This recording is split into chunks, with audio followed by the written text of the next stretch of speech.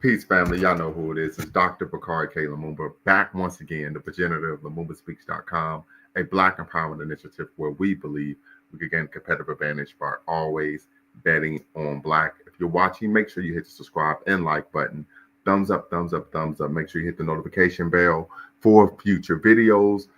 Back once again, dual stream with, of course, Bequaline Network, the Pan African social media extraordinaire, and the home of African centered news and information. And we're back for part 7 of our groundbreaking, breaking, and audacious Pan African Leadership Series, Past, Present, and Future, where we chronicle the life, legacy, and most importantly, the work of great Pan Africans of the past in order to create a better world for African people in the future. So if you're watching, family, appreciate you all tapping in. Once again, make sure you hit the subscribe and like button at Lumumba Speaks Bequaline Network and on Twitter. So we have a comment here: no more Pan Africanism of any kind.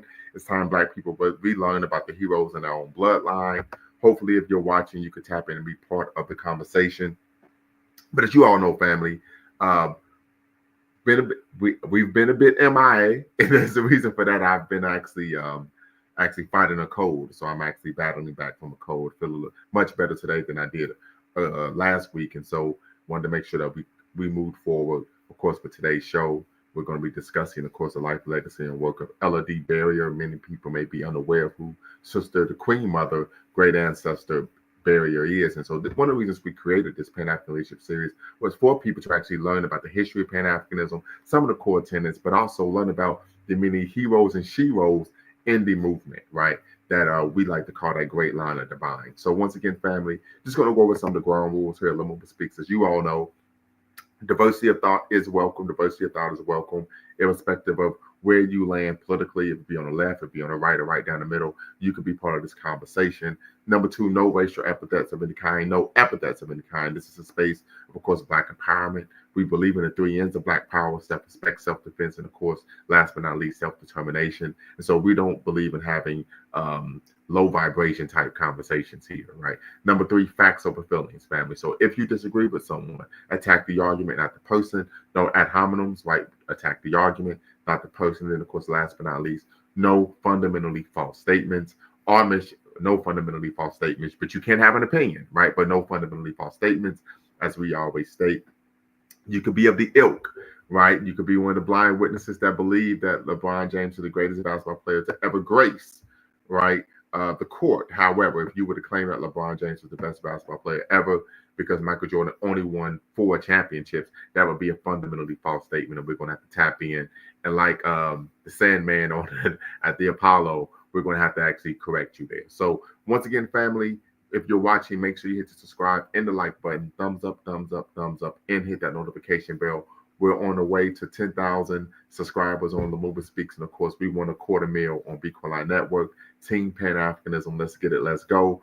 And also, last but not least, family, you all know our mission here at Bequaline Network in Lumumba Speaks is to neither exonerate or vilify, but to simply challenge conventional wisdom and re-examine what has previously been accepted as fact. So, family, once again, part 7 of our Pan-African Leadership Series, Past, Present, and Future, where we honor the leaders of the past in order to make a better world for African people in the future.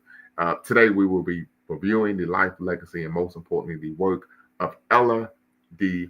Barrier. From, of course, upstate New York, Ella D. Barrier was an African-American educator and club woman. We would get more into what it means to be a club woman. Later, her younger sister was Fannie Barrier Williams. Ellen Barrier was born in Brockport, New York, the daughter of Anthony J. Barrier, a barber, and Harriet A. Prince Barrier. Both parents were born in the northern United States. Her younger sister was Fannie Barrier Williams, who also was noteworthy in terms of the Pan-Africanist movement. Ella graduated from Brockport Normal and Training School in 1871, and she trained to become a teacher. Ella Barrier was hired in 1875, family, to teach in the segregated schools of Washington, D.C. Shout out to Chocolate City. She stayed in Washington for more than 40 years, working as a teacher, school principal, and club woman. Barrier helped develop the Washington branch of the YWCA, that's Young Women's Christian Association. And in 1891, she taught in Toronto, Canada, as part of a teacher exchange project. In 1900, she and her sister traveled as African-American representatives at the Paris Exposition. into the first Pan-African Conference in London in a delegation that included Anna Julia Cooper and one W.E.B. Du Bois. She was active in the Colored Women's League in Washington, D.C. Many of you may be unaware of what the club movement was. So the Black Women's Club movement was a network of organizations that addressed a myriad of issues facing African American women in, of course, the Black community.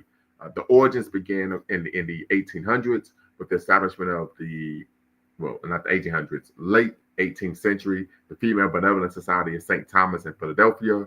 We find the Black Women Club movement reaching its zenith in the late 19th, early 20th century. Black women's clubs address issues such as health, education, women's suffrage, and of course, combating anti-Black racism. Some of the notable figures of the women's club movement were one, Ida B. Wells Barnett, Mary Church Terrell, Mary McLeod Bethune, and Nanny Helen Burroughs. They were all key contributors to the movement. Several organizations such as the National Association for Colored Women's Clubs was formed in 1896 under the leadership of Mary Church Terrell. The motto was "Lifting as we climb." So the question that we're going to ask in terms of course, giving thanks for the work of Ella D. Barrier, but also in terms of looking at, do we need to have a resurgence in Black women club organizations that seek to address the issues that plague our community? So that's the question we're asking, family. The link is in the description. The link, of course, is in the chat. I want you all to tap in as we honor the life, legacy, and work of Ella D. Barrier, of course, a Pan-Africanist educator. We all understand the importance of education in the Black community, you know, particularly amongst the African American community, but I think you could even make this argument in terms of the African diasporic community, that there was a belief that education and literacy what equated to, of course, first-class citizenship. And we know part of that was based on the fact that during the Holocaust of enslavement, our ancestors were denied the ability to educate themselves, denied the ability to acquire literacy. And we know that that plays a role in being able to actually, of course, ensnare individuals in a second-class state.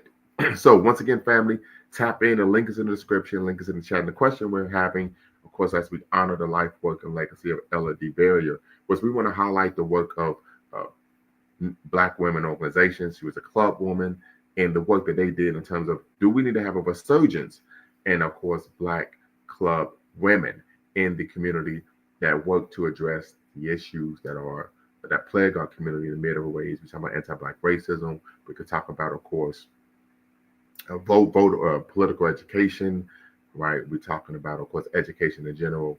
Just a number of issues that, of course, we want to discuss. So once again, family, tap in.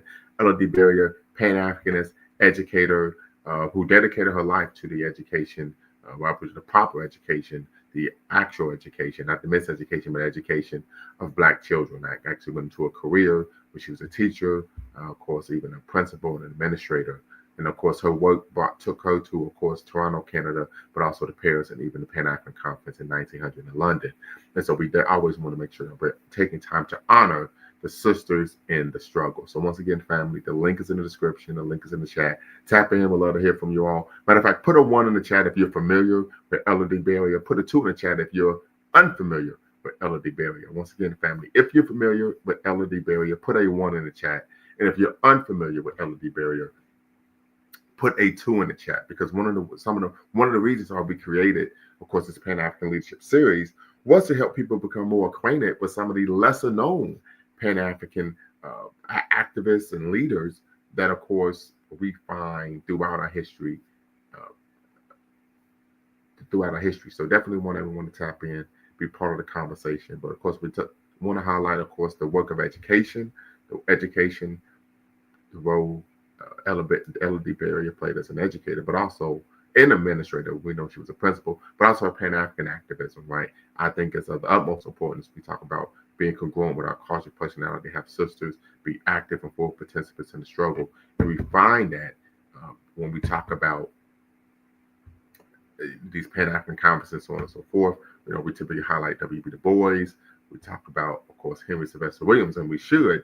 But oftentimes when we talk about the writing of history, or what's known as historiography, it tends to center the experiences of the brothers, right, and the work of the brothers, and omit the work of the sisters. And we know there have been a number of individuals, Dr. Keisha Blaine, for example, who is seeking to, of course, fill that gap in terms of historiography, the writing of history about Black women's role and, of course, Black radical movements, particularly Black nationalist and Pan Africanist movements. So, definitely want to hear from you all, family, in terms of your thoughts on the work of Elodie Barrier as a Pan Africanist, as an educator, and, of course, should we advocate for the resurgence of course, Black women clubs that seek to address the issues the Black community faces. So once again, family, tap in. The link is in the description. The link is in the chat. This, of course, is part seven of our audacious and groundbreaking Pan-African Leadership Series, Past, Present, and Future, where we chronicle the life, legacy, and most importantly, the work of great Pan-Africans of the past in order to learn from them to build a better world for African people today. So once again, family,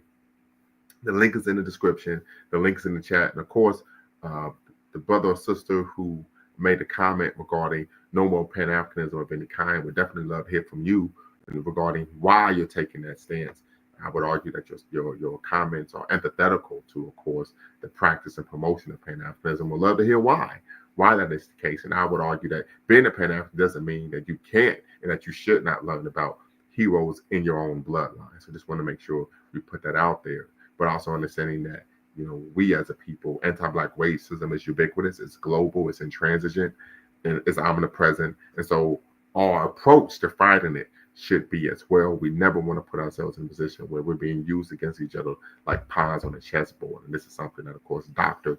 Kwame Nkrumah, of course, he was a disciple, acolyte of Marcus Garvey, and the first president of Ghana, formerly known as the Gold Coast, something that he discussed in his autobiography. So once again, family, tap in, be part of the conversation. Want to hear from you all. Once again, I need you all to engage the chat. So first and foremost, if you are aware, if you've heard of who Elodie Barrier is, put a 1 in the chat. If you're unaware, this crowd, all right, put a 2 in the chat. If you're unaware of who Elodie Barrier is, once again, one of the reasons why we created this Pan-African Leadership Series was to help educate people about the myriad of Pan-Africanists that have put in the work, as we like to say, that have put in the work, who stood on business, who are race men and race women. Mike Redding, appreciate you, who are race men and race women to do the work to advocate for African redemption at home and abroad. So this is a series, I believe, that will span the better part of 2025. But LMA, what's the word? What's going on, Dr. Lumumba? Can you hear me okay? Yes, I can. Yeah.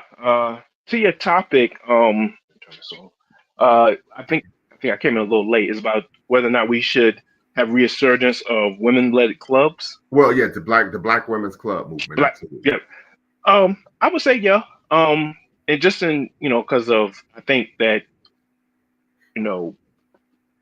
African Americans, Black Americans here in America, we've gone through, like I said, I guess with the last 20 years, I've seen a decline in, kind of like womanhood in a sense, how can I put it? Like if you go through, like I said, if you're in a society that preaches anti-Blackness, you know what I'm saying? It's the children that are going to suffer the most.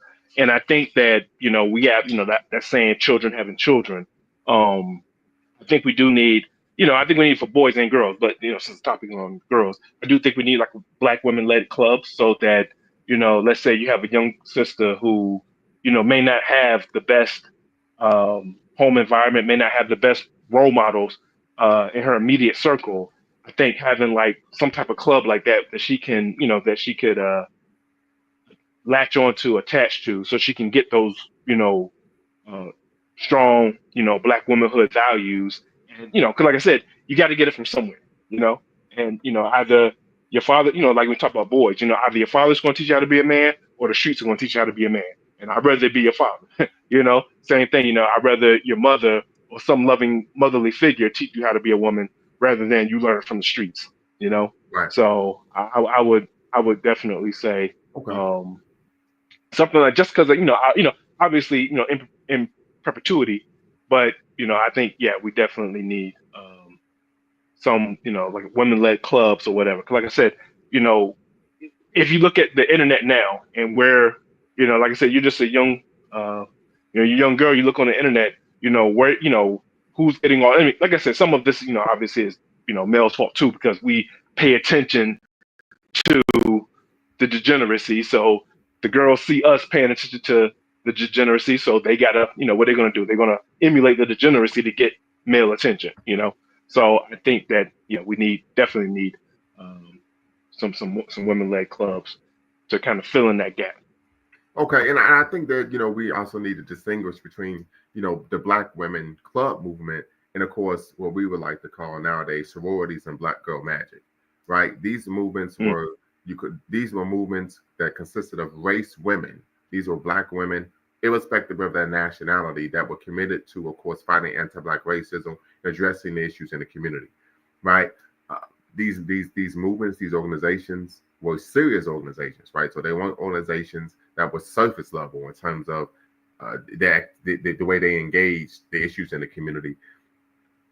And then the other issue, they weren't seeking to be, in terms of what I've read, poor imitations of white people, right? These were organizations yeah, where these were Black women who were coming together and they were serious about it, doing the work to improve what they would call racial uplift, to engage in the work of racial uplift.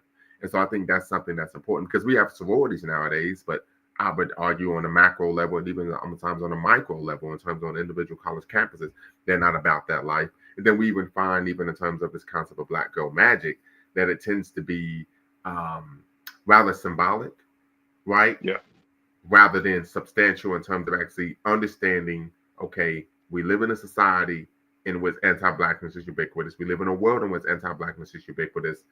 And then having an African-centered or Black-minded approach to solving the problems that plague our community. I would argue they tend to be rather individualistic, leaning on feminist type of tenets in which they oftentimes articulate and posture a perspective, a worldview, a paradigm in which they believe there's competition between Black men and Black women, right? This combative type of gender yeah, paradigm relationship in the Black community. We don't find that, of course, in the Black women's clubs and organizations. For example, a good example of this would be when we talk about the A. Fuller Randolph. Of course, we know he wasn't a Pan Africanist, but just work with me here. A. Fuller Randolph Brotherhood of Civil Porters and Maids. They created the Women's Auxiliary to work in tandem, right, with the Brotherhood. And so what they were able to do was take his wife, who of course had a very successful beauty shop. They would use that shop as a front, right, to hmm actually do the work for the organization because they knew that the Brotherhood was actually facing, um, they were facing, what's the term I want to use? Retrenchment hmm from all sides, right? So right, just something to, of course, be considerate of when we talk about the Black women club organizations and how they differ yeah, from organizations that we tend to find today. yeah. And like I said, I always think that the men need to handle the men and the women need to handle the women. Right, that's really part I of the culture personality of the African people. Yeah, Yeah, yeah. absolutely. I think because like I said, even like I said, you can certain criticisms you can just take better from men. Like you can have a man and a woman say the exact same thing to you, and depending on what I'm saying, if it's like I said, it's a male coming at you like that, I ain't gonna say that you may take it a little bit better. Like if it's a woman doing it, you may see it as being emasculating.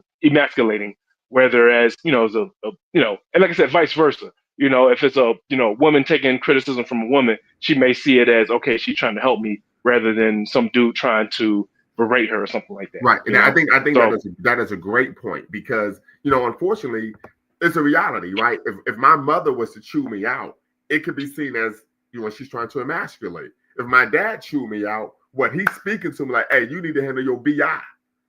hmm So I think that is a great point. It just, as the young people say, it hits different, right? yeah, exactly. It hits Yeah, different. Right? I think that is a great point, LMA. Once again, family, if you're watching, of course, you're watching and listening, of course, to LumumbaSpeaks.com, a Black empowerment initiative where we believe we could gain a competitive advantage by always betting on Black, in conjunction with, once again, with Beeline Network, the Pan African social media extraordinaire, and the home of African centered news and information. And this is part 7, family, part 7 of our 121 part series, audacious, groundbreaking series, Pan African Leadership Series, Past, Present, and Future, where we chronicle the life, legacy, and most importantly, family, the work of great Pan Africans of the past in order to learn how to make a better world for African people in the future. We're live right now with Brother LMA, who still dribbles down in VA, family. And of course, we're discussing, of course, the work of Ella D. Baker, but also, most importantly, the organizational scaffolding that provided her the ability to do the work she did, that she did, and that is, of course, the Black Women's Club movement. Dr. Lamoon, but if I can switch gears just briefly, a brief Yes, sir. aside, I just wanted to know if you have there's a gentleman named Chris Paul Grandison. He is a evolutionary psychologist out of London. Have you ever heard of him? No, I Is have he not. on I'm your radar? looking him up now. Yeah. Yeah. Yeah. Chris Paul Grandison. So Grandison. So Grandison. Grandison. And he's Okay. an evolutionary. He does. I think he has a master's in evolutionary psychology, and basically he, um, you know, comes at racism from that lens. He's a brother out of the UK, and basically he, goes into the evolutionary mindset of racism, and then why they, so it's almost like kind of like with Dr. Frances Cress Welsing, where she was talking about like racism is I'm just sorry. you know I am familiar with him. I apologize, brother. I okay, misspoke. I know it sounded familiar when you said London, and I'm gonna tell you yeah, why I'm familiar with him. If you don't mind me asking, don't mind me go sharing, ahead. Go ahead. because I have his book right here, The Racial Hierarchy. Yeah, I got it too. Yeah. So I apologize. Yes, I am familiar with him. Okay, yeah, just wonder because, like I said, every time I come across brothers and we having this topic, I always make sure that people are aware of him because it's I'm not gonna put him on the scale of like I mean he's a bright brother, but it's just like we don't have too many brothers like that who are still in the game. All of my heroes, they're all past. They're all Right. gone now. So when I come across him, I'm just like, oh man, he's like, he's still active. And like I said, I know you have interviews and stuff like that. So I think he would definitely, if people reached out to him, and he's done like big channels, he's done small channels. So like I said, just reach out to him. I've seen him, like I said, Okay. I've seen him do interviews on like I said, channels that only have like maybe a couple of hundred, couple thousand subs. I've seen him do bigger channels. So Okay. I'm just throwing that out there. Yeah, I You have reach no out to him. problem. I will reach. I will reach out to him because I do know that you and a number of other subscribers have shared with me. Some have even sent me emails stating, "Hey, we want to see you interview people." That many people feel that I interview well. I don't know if you would agree with that, but um, I would agree with that. Yeah. but in terms of, but we're bringing in serious people and having serious conversations. Brother Dwayne Omawale, who we all know is the resident historian here at Lumumba Speak. Excuse me, real quick. Told you I don't want getting over a cold. He said, one of the great things about this platform, of course, Big Clown Network and Lumumba Speaks, is that we're having productive conversations, not unproductive conversations, and we aren't promoting dysfunctionalism, right? I'm not trying to toot my own horn, but we find that a lot in these YouTube streets, as they say, right? A lot of people promoting dysfunctionalism for clicks and for views. We don't want that. Yeah. We want to actually empower our community, make our community better, and restore our people to our traditional greatness as a proud, and of course, productive people.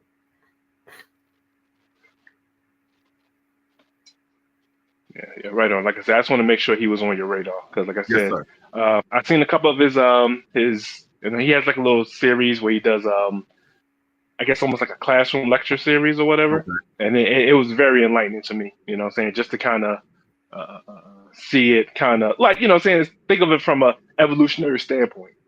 So it's almost like it kind of like I forget people.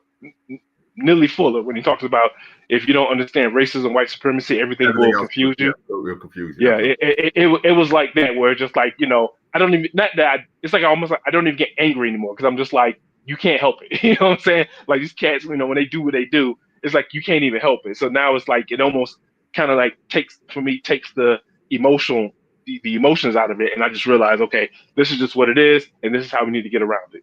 Absolutely. So Absolutely. yeah. Absolutely. Mhm. And I think it is important to remove the emotion in any work that you're doing, particularly if you're advocating and fighting for, of course, African redemption at home and abroad. Once again, family, if you're watching, tap in, be part of the conversation. We're discussing, of course, the life, legacy, and work of Ella D. Baker, originally from upstate New York, lifelong educator and Pan Africanist who put in work in London, of course, here in the United States, and even of course, in Toronto, Canada. Of course, she was a contemporary of Anna Julia Cooper, one of my favorite Pan-Africanists. And of course, you all know we're going to do a show on her, and we're really going to dig deep when we do a show on Anna Julia Cooper. But of course, we're talking about the Black Women's Club movement. Of course, not to, of course, conflate the Black Women's Club movement with, of course, sororities. But we want to, make sure that we're highlighting. Should ask the question: should we, of course, promote a resurgence of Black women club organizations, not only in the United States but globally, as a way to fight, of course, the ubiquitous and intransigent nature of anti-Black racism? So once again, family, the link is in the description. The link is in the chat. Tap in and be part of the conversation on this Pan-African Sunday.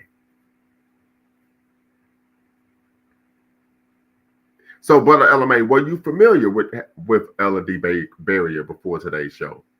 I would have to say no. I was Okay. not. I was not familiar with it. Yeah. So thank you for that. No problem. But that's one of the reasons why we created this series, was to help our brothers and sisters learn not only about the movement and the ideology known as Pan-Africanism, but also, and most importantly, learn about many of the leaders in the movement. Right? We tend to, we get the high hanging fruit. Right? We hear about the Garveys, we hear about the Malcolms, we hear about the Nelson Mandelas. Right? But what about all of the great ancestors in that line of divineness? So this gives us an opportunity to actually do that. Once again, this is part 7 of a 121 part series, brother. So we think this is going to go on at the very least for all of 2025.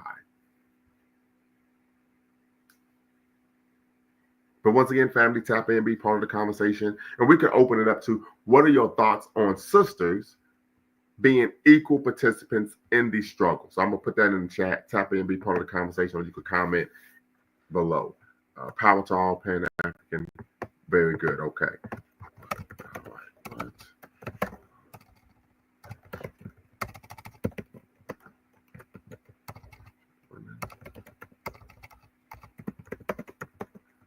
Participants.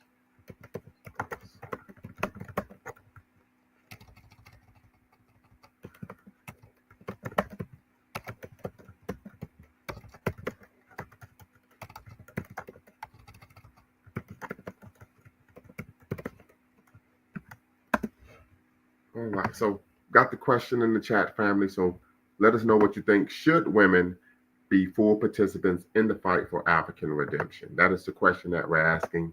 Right, we want to open the conversation up a bit, get more engagement. Want to hear from you all. Definitely want to hear from you all regarding your thoughts on: should sisters be full participants in the struggle? And then when I say that, family, you also need to know that there is a historical precedent here, right? And that precedent is, we know that part of the cultural personality of African peoples, our sisters were, of course, full participants in the struggle. So just something to, of course, consider there when we had that conversation. So definitely want to hear from you all regarding: should sisters be full participants in the struggle? What do you think, Brother LMA?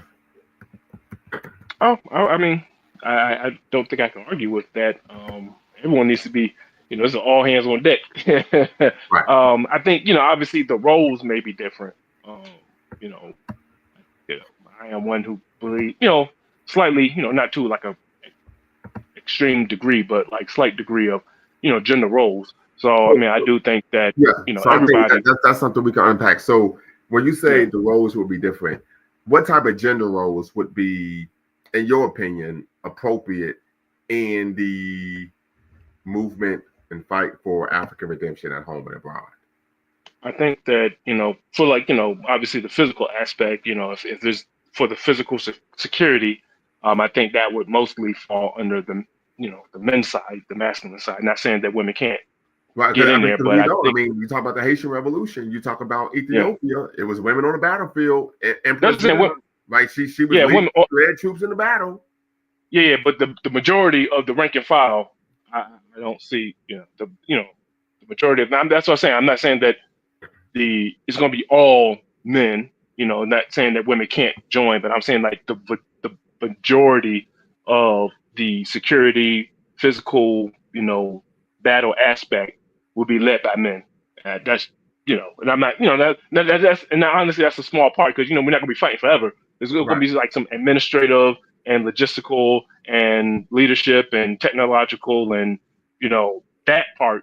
Obviously, everyone's going to be in the mix. I think like I said, there's going to be a PR team. There's going to be all types of stuff. You know what I'm saying? Okay. I was just saying, just in general, like the obviously if it comes to fisticuffs, uh, the warrior class are going to have to do their thing, and like I said, I don't want that's just kind of like the broad, what's what I'm looking for, broad line for gender roles. But anything else other than that, I think is going to be, 50-50. It can be 50-50 across the board. Okay. But yeah, in terms of like full participant, yeah, just, I think it's Very going good. to be all hands on deck. Because like I said, there's just certain things that women can do that men can't do. And Right. I Okay. just, Well, Defender of Logic says finally caught a stream. Not familiar with this woman. We'll have to do some research on her. Appreciate you tapping in. Tap in, be part of the conversation. Appreciate you watching. Tap in, be part of the combo. The link is in the description. The link is in the chat. Love for you to tap in and be part of the conversation. Of course, you answer the question: should women be full participants in the struggle for African redemption at home and abroad? So, love to hear from you, Defender of Logic. And of course, let us know where you're viewing from as well. Okay. And so, I mean, you know my answer to your question, LMA. I would say absolutely 100% is part of our culture personality. And we look at whenever African people have been able to overcome foreign oppression, right? We find it was at home and abroad, it was due to what? The full participation of sisters in the struggle. Well, yeah. I would say, I can't say it was due to that, but I would say that when these things took place, we find women were full participants in the struggle. Yeah. Yeah, I think, like I said, and with that, I think a lot of brothers are going to have to, uh, you know, understand and check their ego and make sure that, not only they're full participants, but that everyone is respected. Like I said, we had the issue with the Black Panthers. The Black Yes, sir. Panthers were, I want to say at one point, either 50% women or majority women. And, I was watching like a little documentary, and it did say that, you know, don't want to paint them with the broad brush of, they were just kind of misogynistic. They were just pockets, because you would interview some women who were part of it, and they said that there were a lot of men who were egalitarian, who they were, it was 50-50, and they felt protected and respected. But then you go to certain areas, and then the men were just like, yeah, you're just here for me to have sex, and then that's about it. So Well, yeah, I don't want to. I think that's a great point. I think the Yeah. issue, and particularly if you read, I see you, brother. I'm gonna bring you in. If you read Elaine Brown's a memoir, A Taste of Power, there were pockets, but it was structural in nature. The physical abuse and the actual sexual assault of women in the Black Panther Party was structural in nature. Now, there were individuals who didn't take part in that, but structurally it was top down rather than bottom up or siloed in pockets. And so that is the issue that one of the more so stronger, vociferous critiques we have, of course, of the Black Panther Party. We know they weren't Pan-Africanists, right? They were Black Marxists, but once again, we talk about sisters in the struggle. Sisters should not have to be in community with us and be afraid for their physical or sexual safety and well-being. That is unacceptable. Yeah. That is Yeah. unacceptable. And yeah. And like I said, I got a little distortion when you were talking, so I think I caught the gist of what you were saying. But yeah, I think that's like the major part, just to make sure that, and like I said, it can go both ways. You can find yourself in a situation where you're a male surrounded by women, and the women are disrespecting the men. It happens both ways. But it does. I think You're that for absolutely me right. Yes, sir. but for me as a man, I need to be more conscious of me, intentionally or unintentionally doling out that type of abuse, and I think that's what I need to focus on. Like I said, the women focus on the women, but I think the men, we need to focus on the men. And then, like I said, we need all hands on deck, but we need to make sure that all hands are protected and respected. Facts. Facts on facts on facts. Brother OMKAL, what's the word? Just say Omkal. Omkal is the name. Okay. Omkal. Okay. Yes. Power to all Pan African. Peace to you, brother Lumumba and the LMA, like always, and all those who are following us in chat. Yeah, my take on that is that yes, the sisters should be full. I think full participant in Pan African, what fight or movement, and I think they are. Like for me who are informed on like I'm a participant in the ground movement, what is going on like in the motherland, in the continent. I know a few sisters who are in the movement and they are doing great things, like sister Nathalie Amp. I don't know if you know him. I may understand that a lot of people or a lot of Pan-African in US or in the diaspora who are not French speaking might not know about her, but she's great. Like if you know the Kemi Seba, who are currently among the top young Pan-African, putting out ideas there and fighting on the ground to the point that French had to strip him of his nationality. So Natalie Yamb is in the same level. They are like sensibilizing the mass in Africa or in the continent. Actually, if you look at what happened to like in Niger, Mali, and Burkina Faso, and contaminating other African country, you may link that to the movement, which is to the movement of those guys, Kemi Seba, Nathalie Yamb, because since like the 2000s, they were, in those country, sensibilizing like, or, putting ideas or sensibilizing the youth and all those who could hear them, the government official, that we should liberate ourselves. We should cut ties with some of these neo-colonialist countries, neo-colonialist army, kick out the military base. So they are sisters. And I can even say the sisters, I think they have even an important role to play.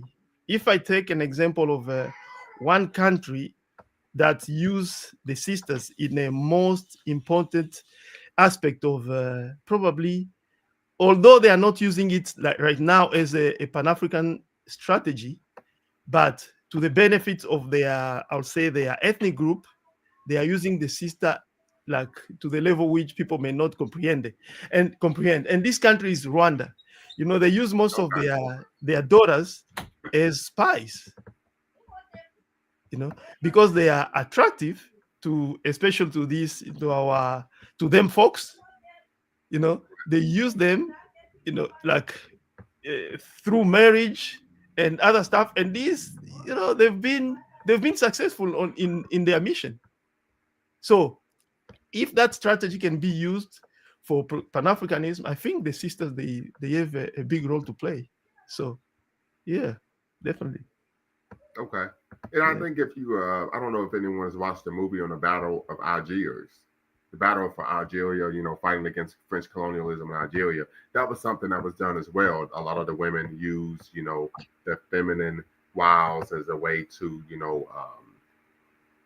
disengage, some of the Frenchmen who viewed them as a threat. And then before you knew it, they was about that action. So of course, something to consider there. So yes, yeah. There are a lot of sisters who are involved. Like they are the Maud Salome. There is a lot of sisters, and I think they have their part to play in this. You can see even like the one sister from continent who is well known here in the US probably will be Ambassador Chiombori Kwo. She's a mom who's moving, who's doing something. So I think they have their place in Pan-Africanist movement. Yeah. Okay. Yeah. Very and good. Maybe I can add also for some people, if you study like pre-colonial African history, the role of men and women, it's not this context which them folks brought to us now, where we look down on women. There were some kingdoms where women were rulers, and even in the kingdoms where women were not rulers, they had their place in society. Just is not in this Western mentality or Western social construct way of looking at women. So, Right. yeah. Okay. Any thoughts about the LMA?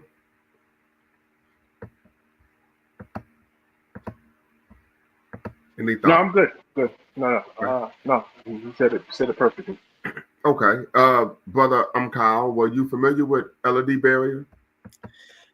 No, I was planning to do some research on her, but because of situation in the community, I didn't get any more time. But yeah, since Okay. when you put it on schedule, I was planning to do some research, but didn't do it.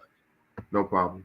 No problem whatsoever. No problem whatsoever. Once again, family, if you're watching, tap in, be part of the conversation. You're watching, of course, Lumumba Speaks here on YouTube, a Black Empowerment Initiative in which we believe we could gain a competitive advantage by always betting on Black, along with, of course, Beacon Network, the Pan-African social media extraordinaire, and the home of African-centered news and information. But Defender of Logic, okay, says StreamYard is giving you some issues. Hopefully you could tap in rather sooner rather than later. And once again, family, I do apologize. We've been a bit MIA. As I said before, I'm getting over a cold, fighting the cold. And of course, just got a lot going on.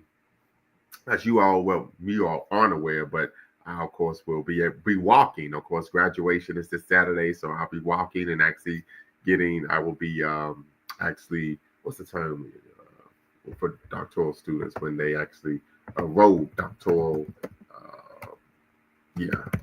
hooding. I will actually go through the hooding process. So we're going to look to get that on video when I go through the hooding process at graduation. And I'm hooded as Dr. Bakari K. Lumumba. So it's exciting for me, exciting for my family.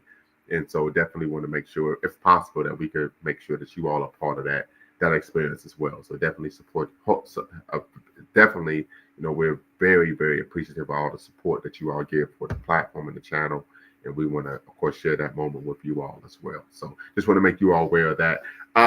Black women's clubs, right? So we talk about the club movement, differentiating between, of course, this concept of Black Girl Magic and, of course,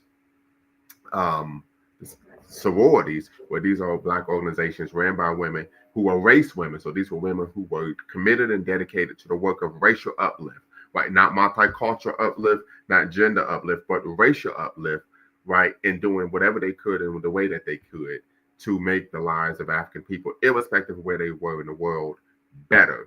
And so one of the conversations we had for the call is, should we be promoting a resurgence of course, the Black woman club movement that was at its zenith at the turn of the 20th century?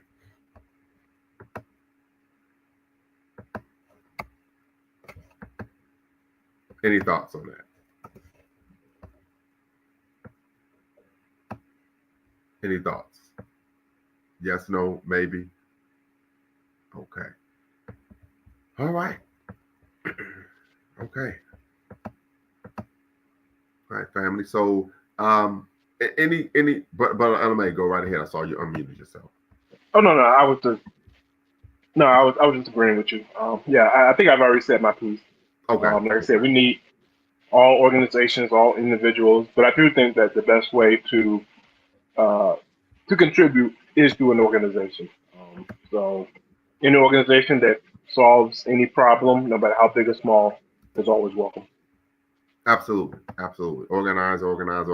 That's what, of course, Stokely Carmichael taught us. We need to organize. So definitely looking forward to being part of any organization. In fact, I could say for myself that I won't join an organization unless they believe in, of course, gender, of course, equality amongst the brothers and sisters. So that's just my personal position that I've taken in the organizations that I've been part of. Personal position. So, and any other thoughts before?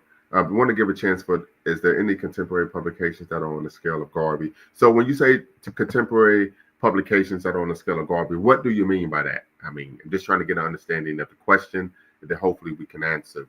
And I don't know what issues you're having on StreamYard. I don't know if you need to shut it down and reboot, but hopefully you can tap back in and be part of the conversation. But yeah, what do you mean by contemporary publications on the scale of Garvey? You speaking about the newspaper, the Negro World, which was the literary organ of the UNIA, Universal Negro Improvement Association, What are you referring to? So hopefully we could get that information before we close out. So yeah, so hopefully we can get that information before we close out. Definitely want to hear from you. Definitely want to hear from you. So please let us know what you mean by that when we talk about Garvey. And of course, as you know, family, we're going to, of course, do a show on Marcus Garvey. So if that is an issue of concern, don't worry about it. We will do a show on Marcus Garvey. All right. Yes, Negro, well, he had a lot of paid subscribers, yet to see anything on that scale with paid subscribers, I would argue maybe the Chicago Defender. I think the Chicago Defender is one of the largest Black newspapers in the country. I can look them up now. Chicago Defender, yeah, started in 1905. It's been around quite some time. Let's see here. Subscribership.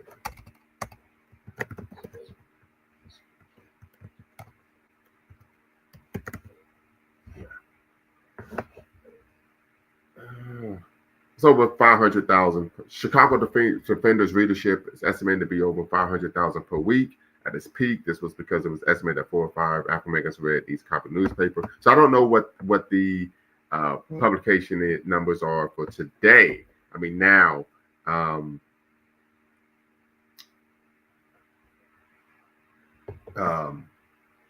But yeah, that's something I have to do some research on. That's something I'll have to do some research on because I'm unaware, to be quite honest with you, regarding what the if there is a newspaper that would rival that of Marcus Garvey, the Negro World. So that's a great question, but I'm just unaware at this time. Go ahead. Dr. Bakari, not to divert from that, but just a comment. Did you have a time or did you have a chance to look on that Black Agenda report? I have, but I want to do some more reading before I actually do a show on it. Yeah, I think it's for us. I think I've looked around and I found that's great. That's really even all the information which I had about the continent, which accurate from this falsehood that them folks try to add. I found that they really know they are on good track. So yeah, and I'm seeing here the Chicago Defender. It of course makes the argument that it's the largest Black newspaper in the world. So once again, that's something we would have to interrogate if that's true or not. But we do know there have been a number of sites like the Black Voice, the Griot, which many people, and in the Root, of course, that people have to take some issues with, but typically because of their political stances. But yeah, so just something to consider. Go ahead. When you bring up the Black, what's it called, the Black Agenda, the Black, what'd you call it? I think it was the Black Agenda Report. Black Voice. Black Agenda Report. Yeah, is that the one? Black by Margaret Kimberly.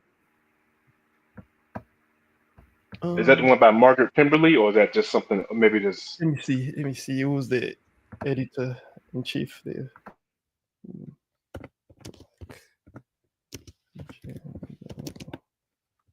I think there may be two different organizations or two different things with the same name. Yeah, it's mainly online, but they have also a radio.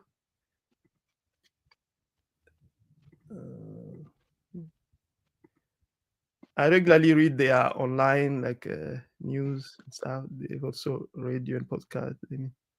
Margaret Kimberly, I believe that's her name. Let me look it up real quick. Yeah, Black Agenda Report, radio. Yeah, Margaret Kimberly. Yeah, he's also a editor. Yeah, I thought so. Yeah, I've seen her a couple of times. Yeah, she's a very sharp woman. Yeah, I remember her.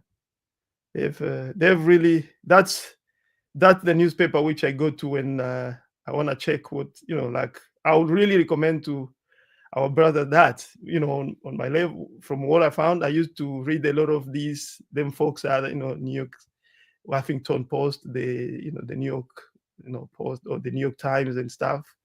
But I found that there is a lot of them folks stuff added on, especially when it comes to Africa. Is their agenda, but on Black Agenda report, I found that no agenda is purely, on African standing or on the conscious Black American standing with, taking out all the, the falsehood from and the exposing just the truth, pure truth, when it comes to be it Sudan, be it on Mali, Burkina Faso, Niger, South Africa, Congo, Rwanda, whatever. They really stand on, truth, true reporting. Yeah.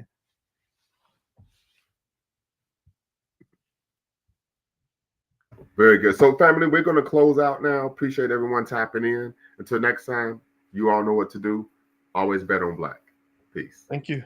Bye. Peace. Before you go, make sure you hit the subscribe and like button. Thank you for supporting the channel. And remember, here at Lumumba Speaks, we always bet on Black. Peace.